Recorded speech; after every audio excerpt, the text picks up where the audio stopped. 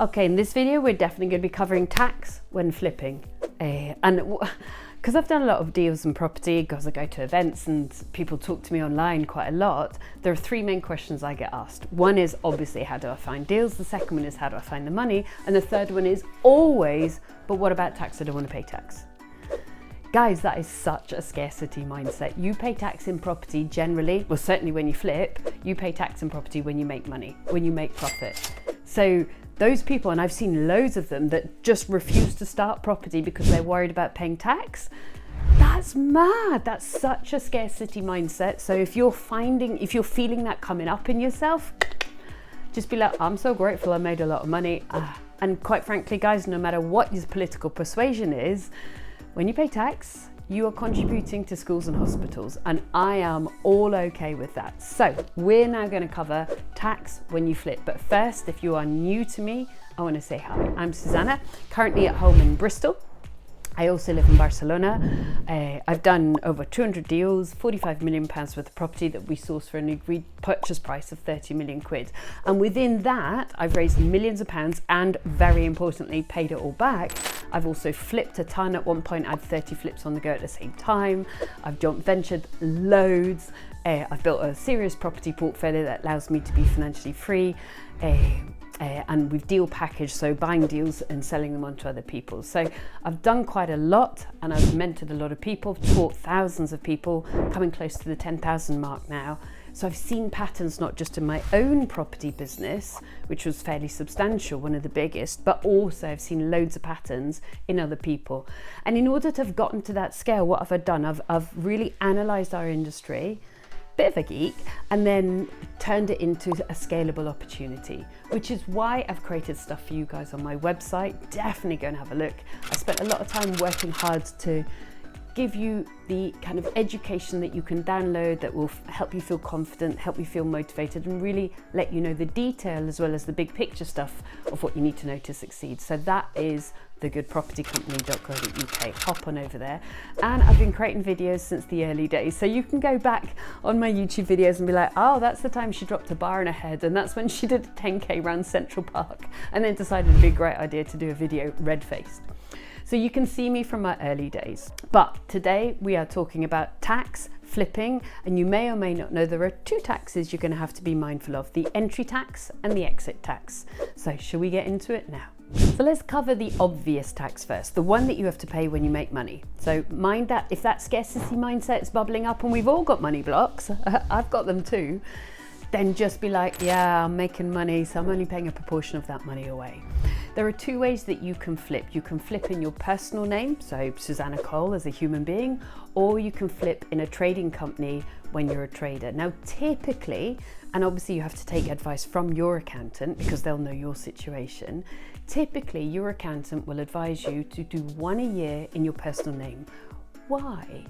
Because when you flip in your personal name, you make what's called capital gains. So you buy an asset, you renovate it, you sell it for higher, and that difference is a capital gains. So you pay capital gains tax. The good news for you as an individual is every year we all, at time of filming, have a capital gains allowance, which means we're allowed to make a certain amount of money tax-free before we then pay tax. And at time of filming, that's 12,300. Beyond that, the amount of tax you pay will depend on your personal situation. Are you a basic rate taxpayer or are you a higher rate taxpayer? So if you're a basic rate taxpayer, and of course these things will change, so just do check the government website in case you're watching this film a couple of years later, you'll be paying 18% tax on any gains beyond the 12,300. So you get tax-free just over 12 grand, and then you pay 18% tax. But if you're a higher tax rate payer, you'll be paying 28% tax. So that's a little bit more, isn't it?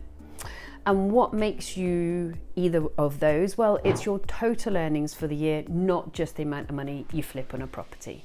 So this is why, although the general advice is one a year in your personal name, obviously talk to your accountant and kind of do the planning in advance. So that is the tax on profit called capital gains tax, with the capital gains allowance of tax-free just over 12 grand if you're flipping in your personal name, and the percentage you pay depends on whether you're a basic rate taxpayer or a high rate taxpayer.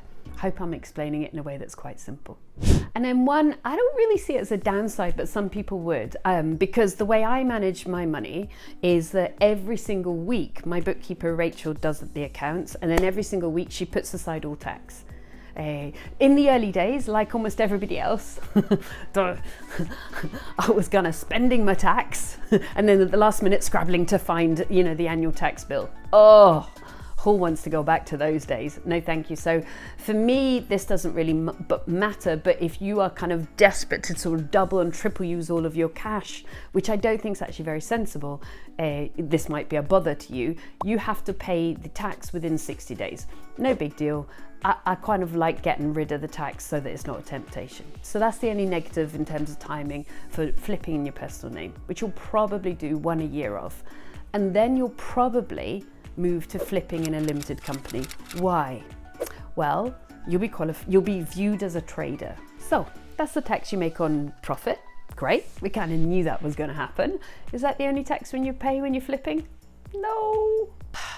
And this one, I generally take a positive tone in life, but this one does frustrate me. But there you go. Whatever the government throws at us, whatever legislation, we just take it, we run with it, we deal with it, don't we? You've also got stamp duty. And so that is what you might want to call the entry tax, where you are paying stamp duty on the property you're buying. And if it's a second property, which it almost certainly will be for you, probably own your own house and you're flipping these for additional profit, you're going to pay a higher level stamp duty, and it's set out in bands, is 0%, and then it goes up in bands, and the bands are the value of the houses. Just look up the bands on the government website, because they may well change by the time you're watching this video. You pay more stamp duty tax than if you were buying that property for yourself as a first-time buyer or as a property to live in. If it was your only property, you pay a smaller amount. And that changed a few years ago. It is what it is, isn't it? However, on that stamp duty, and you pay that, by the way, when you buy the property, so you need additional cash flow to make sure you've got that tax ready to pay.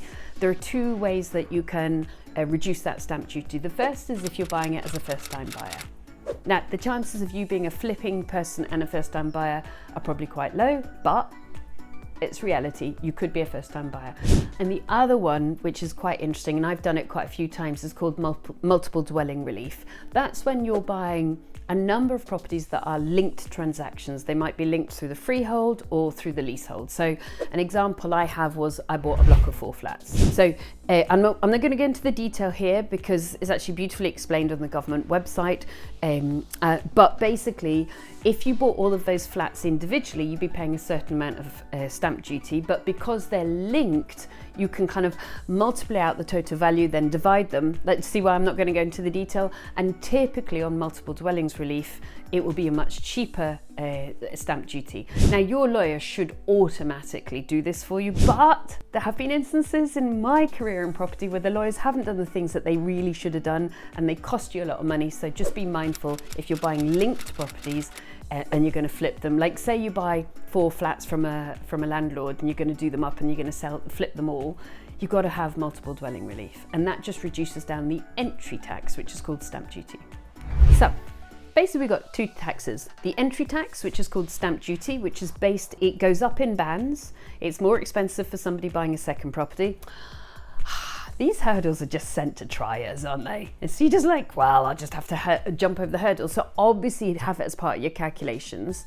It's because you need to be making 20% markup after all costs, and that includes the tax, the entry tax. And the exit tax, if you flip in your personal name in order to take advantage of the 12,300 at time of filming capital gains tax that's free, if you like, the exemption, that's called capital gains tax. Remember, you go up in bands depending on whether you're a higher rate or a basic rate taxpayer. So at some point you might want to flip in a limited company, or if you flip in a limited company, it's just called corporation tax because it's the money your company, which is set up to be a flipper, has paid. Interesting, isn't it? Do you see why? In the one hand, property is super easy, like step by step, understand the process, follow through. But on the other hand, there's kind of permutations and things that you might not know, you might not realize, so you might not know what questions to ask in the first place. And that is why you absolutely got to get educated in property. Just because there are details, if you don't ask the right questions from your lawyers, they might not do the right thing, like multiple dwellings relief, or deciding which entity from your accountant you're going to flip in. If you only meet your accountant once a year and it's like 9 months after you flipped, well, they can't give you any good advice in advance. So you've got to know the right questions. You've got to be kind of forewarned, forearmed.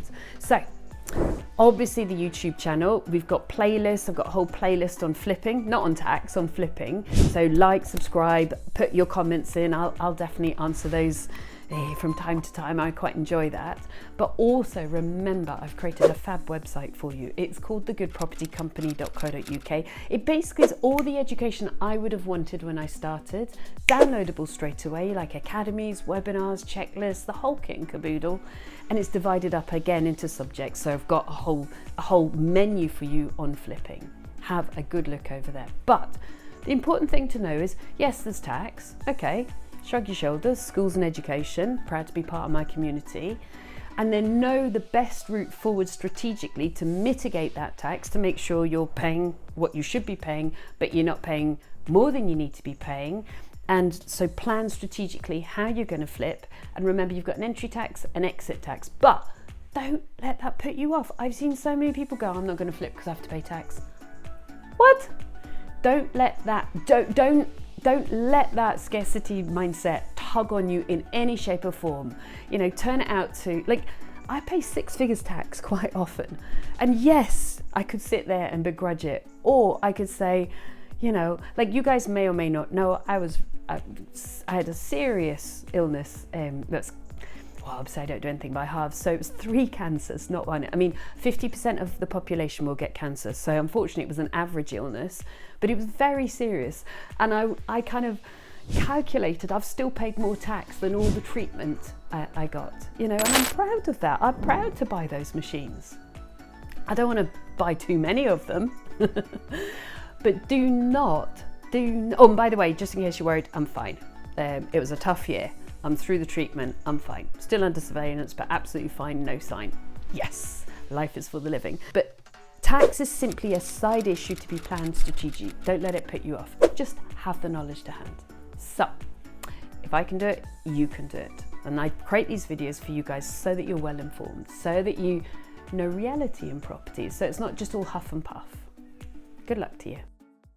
Hey, I hope you're really enjoying the vids and they're proving to be super useful for you. Right, I got a load of free checklists for you guys. Just click on the link here, pop over to the website and download them now.